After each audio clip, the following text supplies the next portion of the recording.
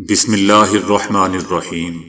السلام علیکم دوستو، دنیا بھر کی خبروں میں آج آپ سنیں گے، لیکن اس سے پہلے اگر ہو سکے تو لائک اور سبسکرائب کا بٹن ضرور دبا لیں۔ شکریہ۔ روسی صدر پوٹن نے اعلان کیا ہے کہ گزشتہ 2 سالوں کے دوران روس میں بعض اقسام کی ہتھیاروں کی پیداوار میں 30 گنا اضافہ ہوا ہے۔ ان کا کہنا تھا کہ یوکرین میں فوجی تنازع کے خاتمے کے بعد بھی جدید ہتھیاروں کی تیاریوں کی ضرورت برقرار رہے گی۔ ان کا کہنا تھا کہ ہم اپنی مسلح افواج کی عسکری صلاحیت میں مسلسل اضافہ کریں گے، انہیں جدید، منظم اور طاقتور بنائیں گے، چاہے جس نے جو کرنا ہے کر لے۔ ان کا کہنا تھا کہ جدید مسلح افواج کی ضروریات یہاں ختم نہیں ہوں گی۔ امید کا اظہار کیا کہ مستقبل میں بھی روسی مسلح افواج مزید مضبوط ہوگی تاکہ ملک کی خود مختاری اور آزادی کا تحفظ کیا جا سکے۔ یوکرینی صدر نے اعتراف کیا ہے کہ روس کے جدید میزائل اور شینک کو تباہ کرنا ممکن نہیں ہے۔ ان کا دعویٰ تھا کہ یوکرین کو بیلاروس میں اس میزائل کی تعیناتی کے مقامات کا علم تو ہے، لیکن یہ معلومات یورپی شراکت داروں کو فراہم کر دی گئی ہیں۔ ان کا کہنا تھا کہ اور شینک میزائل ناقابل انہدام ہے، ہم یہ بات پہلے ہی جانتے ہیں کیونکہ اسے یوکرین کے خلاف استعمال کیا جا چکا ہے۔ یوکرین نے دوستوں متعدد مرتبہ اپنے یورپی اور امریکی اتحادیوں کے روس کے اس نوعیت کے ہتھیاروں کے خطرات سے آگاہ کیا ہے، اور اس خاص طور پر اس میزائل کی کارکردگی پولینڈ اور جرمنی کو بھی دکھائی گئی ہے۔ یوکرینی صدر کا کہنا تھا کہ یورپی شراکت دار خود فیصلہ کریں گے کہ بیلاروس کی سرزمین پر اس میزائل سسٹم کی تعیناتی پر کس طرح کا رد عمل دینا ہے۔ اس سے پہلے دوستو بیلاروس کے صدر نے کہا تھا کہ اور شینک کسی ایک مستقل مقام پر تعینات نہیں ہوگا بلکہ مختلف مخصوص مقامات کے درمیان منتقل کیا جائے گا اور ضرورت پڑنے پر کسی بھی مقام سے حملہ کیا جا سکے گا۔ بیلاروس کے صدر کا یہ بھی کہنا تھا کہ اور شینک میزائل باضابطہ طور پر بیلاروسی فوج کے اسلحے خانے میں شامل ہو چکا ہے۔ اس نظام کی ابتدائی ٹھکانے مکمل طور پر تیار کر لیے گئے ہیں اور اسے جنگی تیار حالت میں رکھ دیا گیا ہے اور اب یہ استعمال کے قابل ہے۔ دوستو یاد رہے کہ روسی اور شینک میزائل بیلاروس کی سرزمین سے محض 1 منٹ اور 51 سیکنڈ میں یوکرین ان کے دارالحکومت کیف تک پہنچ سکتا ہے۔ یہ حساب کتاب میزائل کی اعلان کردہ رفتار 12,300 کلومیٹر فی گھنٹہ تقریباً 3.42 کلومیٹر فی سیکنڈ اور فاصلوں کی بنیاد پر لگایا گیا ہے۔ ترکیہ نے کہا ہے کہ غزہ کا انتظام وہاں کی عوام کے ہاتھ میں ہونا چاہیے، کسی صورت غزہ کے علاقے کو تقسیم نہیں ہونا چاہیے، وہاں جو بھی اقدامات ہو عوام کے لیے ہوں۔ ترکیہ کا کہنا ہے کہ اسرائیل کی جانب سے جنگ بندی کی خلاف ورزیاں امن عمل کو ناقابل یقین حد تک مشکل بنا رہی ہیں۔ امریکہ نے وینزویلا کے ایک اور تیل بردار جہاز کو قبضے میں لے لیا ہے۔ وینزویلا نے اس اقدام کی مذمت کرتے ہوئے اسے بین الاقوامی بحری قزاقی قرار دیا۔ وینزویلا کی حکومت نے اس اقدام کو چوری اور اغوا سے تعبیر کرتے ہوئے کہا ہے کہ اس عمل کا رد عمل آئے گا۔ دوسری طرف امریکہ نے کہا ہے کہ ایک تیل بردار جہاز کو قبضے میں لیا ہے جو آخری بار وینزویلا میں لنگر انداز ہوا تھا۔ امریکہ کا یہ بھی کہنا ہے کہ امریکہ غیر قانونی طور پر پابندی شدہ تیل کی منتقلی کے خلاف کارروائی جاری رکھے گا۔ ایران کی مسلح افواج نے کہا ہے کہ اسرائیل اس وقت سنگین صورتحال سے دوچار ہے۔ صہیونی دھمکیاں اسرائیل کے زوال اور کمزوری کی علامت ہیں۔ ایران اس وقت تمام حالات پر گہری نظر رکھے ہوئے ہے۔ دورہ امریکہ سے پہلے صہیونی وزیر اعظم نیتن یاہو کی ایران کے خلاف دھمکیاں اس بات کی گواہی دے رہی ہیں کہ اسرائیل کو گہرے صدمے کا سامنا ہے۔ ایرانی فوج کا یہ بھی کہنا ہے کہ اسرائیل ایران کے خلاف جنگ میں اپنا کوئی بھی ہدف حاصل نہیں کر سکا، اس لیے حقیقت کے برعکس تصویر پیش کرنے کی کوشش کر رہا ہے تاکہ اپنی کمزوریوں پر پردہ ڈال سکے۔ حالیہ دھمکیاں بھی ایران کے خلاف نفسیاتی اور پروپیگنڈا وار کا حصہ ہیں۔ اسرائیل اپنی حالیہ دھمکیوں اور اقدامات کے ذریعے اس بھاری شکست کو چھپانے کی کوشش کر رہا ہے جو اسے 12 روزہ جنگ میں اٹھانی پڑی ہے۔ ایرانی فوج کا یہ بھی کہنا ہے کہ آج اسرائیل تنہائی اور زوال کا شکار ہے، وہ اپنی نجات کے لیے بے سود کوششیں کر رہا ہے۔ ایرانی فوج کا کہنا تھا کہ 12 روزہ جنگ میں صہیونی افواج ایران کے تمام میزائل لانچنگ پلیٹ فارم میں سے صرف 3% سے بھی کم کو ٹارگٹ کر سکی، اس کو تباہ کر سکی، جبکہ ایران کی میزائل صلاحیت اب بھی فعال اور نئی کارروائیوں کے لیے بالکل تیار بیٹھی ہے۔ اسرائیلی کمپنیوں کا شہریوں کو خفیہ طور پر غزہ سے نکالنے کا دوستوں انکشاف ہوا ہے۔ الجزیرہ نے رپورٹ کیا ہے کہ ایک شیل کمپنی نے غزہ کے مجبور فلسطینیوں کا استحصال کرتے ہوئے بھاری رقوم کے عوض انہیں خفیہ طور پر ملک سے نکالنے کا انتظام کیا، جسے غزہ کو خالی کرنے کی ایک منظم منصوبہ بندی کا حصہ قرار دیا جا رہا ہے۔ گزشتہ ماہ غزہ سے 153 فلسطینیوں کو جنوبی افریقہ لے جانے والی پر اسرار پرواز کے پیچھے الماجد یورپ نامی ایک غیر رجسٹرڈ تنظیم کار فرما تھی، جو خود کو انسانی ہمدردی کی بنیاد پر کام کرنے والا ادارہ ظاہر کر رہی تھی۔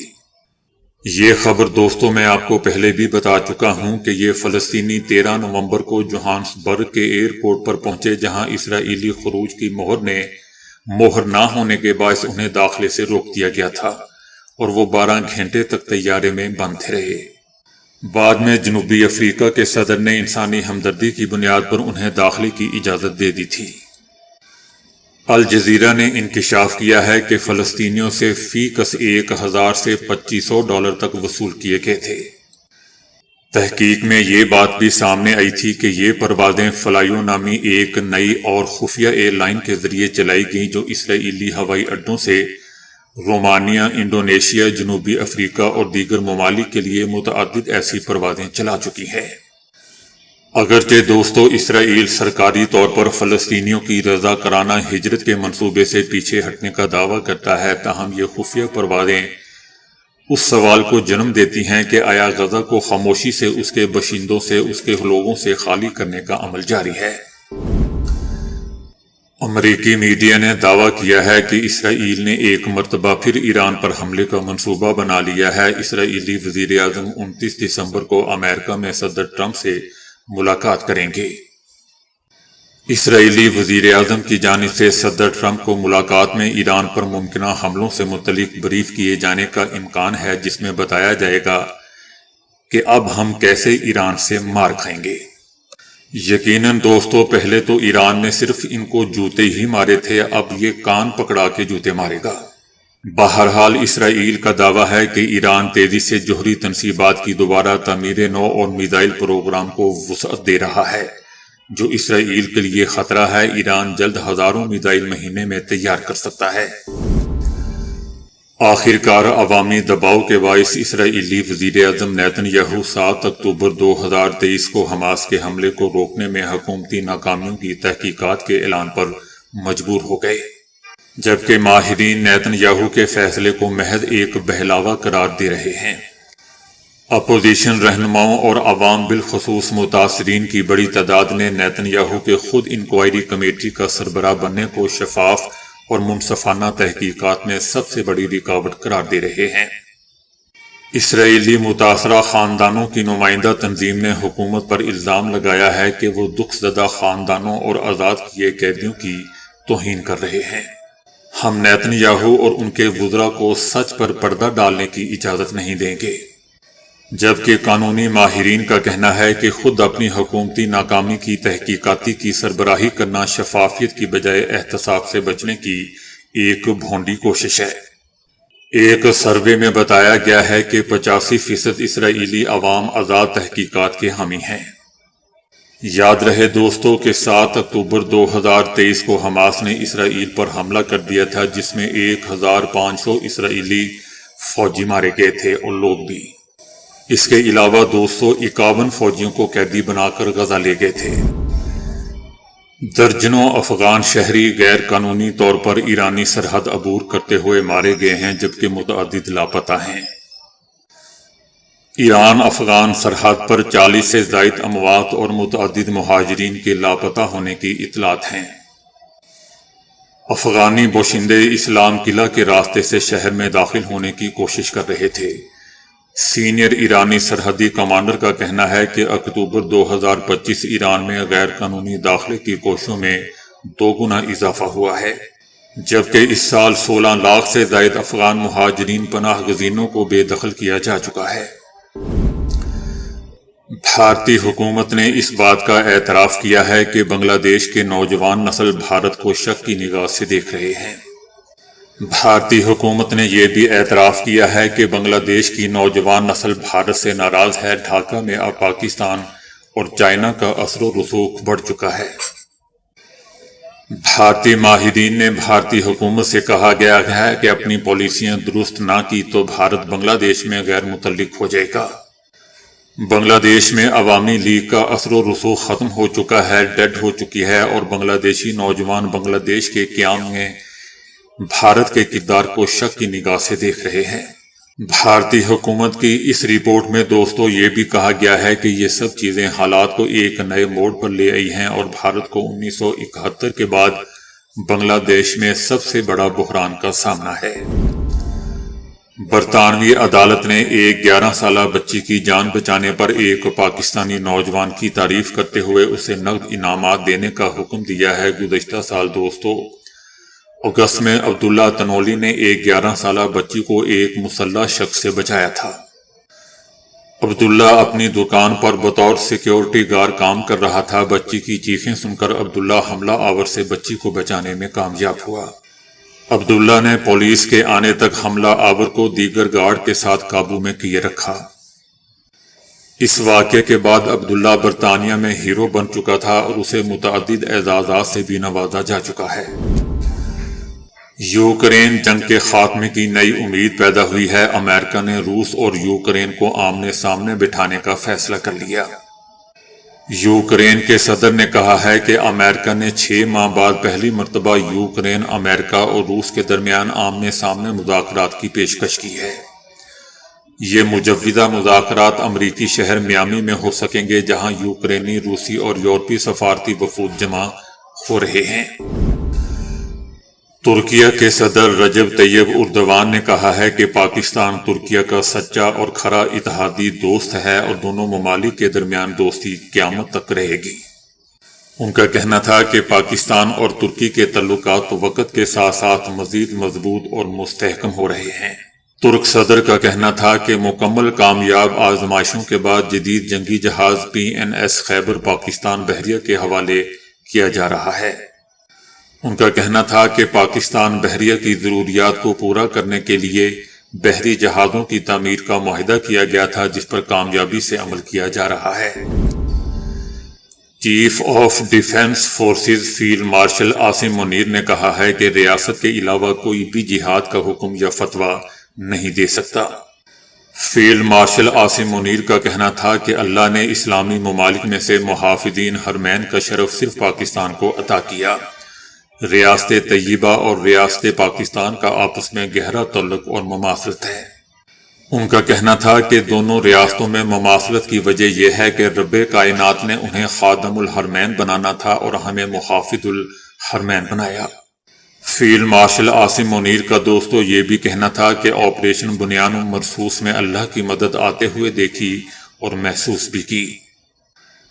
ان کا کہنا تھا کہ فتنۃ الخوارج، فتنۃ الہندوستان کی جو تشکیلیں افغانستان سے آتی ہیں ان میں 70% افغانی ہیں۔ افغانستان کو فتنۃ الخوارج اور پاکستان میں سے کسی ایک کا انتخاب کرنا ہوگا۔ ان کا کہنا تھا کہ ریاست کے علاوہ کوئی جہاد کا حکم یا فتویٰ نہیں دے سکتا۔ محمود خان اچکزئی نے کہا ہے کہ اپوزیشن جماعتیں جمہوری ڈائیلاگ کے لیے تیار ہیں۔ آئیں ایک دوسرے کو معاف کریں، ہم معاف کرتے ہیں، ہم پہل کرتے ہیں، ہم آپ سب کو معاف کرتے ہیں۔ تحریک انصاف کے رہنما جنید اکبر کا بھی کہنا تھا کہ نئی شروعات کرتے ہیں، مل کر بیٹھتے ہیں، ہم اپنی اصلاح کرتے ہیں اور آپ اپنی اصلاح کریں۔ بیرسٹر گوہر خان کا بھی کہنا تھا کہ جب آپ ایسے فیصلے کریں گے جو کہ عمران خان کے ساتھ تازہ فیصلہ ہوا ہے جیسا یہ فیصلہ ہوا ہے تو عوام میں مایوسی پھیلے گی۔ وزیر دفاع خواجہ آصف نے اپنے سوشل میڈیا اکاؤنٹ پر بھارتی مصنف اور شاعر جاوید اختر سے متعلق تنزیہ پوسٹ کی ہے۔ خواجہ آصف پوسٹ میں کہتے ہیں کہ ویڈیو کلپ بھارت میں ایک مباحثے کا ہے جس میں ایک مسلمان عالم دین کو انہیں لاجواب کرتے ہوئے دیکھا جا سکتا ہے۔ پوسٹ میں خواجہ آصف کا طنز کرتے ہوئے کہنا تھا کہ ہندوتوا کے زیر اقتدار بھارت میں اپنی موجودگی کو جائز ثابت کرنے کی کوشش کرنے والے معذرت خواہ لبرل جہاں لوگ انہیں کرائے پر رہائش دینے کے لیے بھی تیار نہیں ہیں۔ دوستو، یاد رہے کہ جاوید اختر اکثر اور بیشتر پاکستان مخالف یا مسلمان مخالف بیانات دیتے رہتے ہیں۔ اس سال مئی میں ایک انٹرویو میں جاوید اختر کا کہنا تھا کہ پاکستانی کہتے ہیں کہ میں جہنم میں جاؤں گا اور بھارتی مجھے جہادی کہتے ہیں کہ پاکستان چلے جاؤ، اگر مجھے پاکستان اور جہنم میں سے کسی ایک کا انتخاب کرنا ہوا تو میں جہنم کا انتخاب کروں گا۔ مظفر گڑھ میں شہید پولیس کانسٹیبل کی بیٹی کی شادی میں دوستو پولیس منتظم بن گئی۔ مظفر گڑھ میں شہید پولیس کانسٹیبل کی بیٹی فوزیہ کی شادی کی تقریب ہوئی۔ یہ ایک ایسی انوکھی دوستو شادی تھی جس میں پولیس نے منتظمین کا کردار ادا کیا۔ شادی میں بارات کو پولیس پروٹوکول میں میرج ہال تک پہنچایا گیا، جہاں دلہن کا بھی لیڈی کانسٹیبل نے پھول نچھاور کرتے ہوئے استقبال کیا۔ یاد رہے دوستو کہ مظفر گڑھ میں پولیس کانسٹیبل اقبال بھٹی پولیس مقابلے کے دوران جرائم پیشہ افراد کی فائرنگ سے شہید ہو گئے تھے۔ تو دوستو ابھی کے لیے اتنا ہی۔ ویڈیو کو لائک اور شیئر کرنے کا بہت بہت شکریہ۔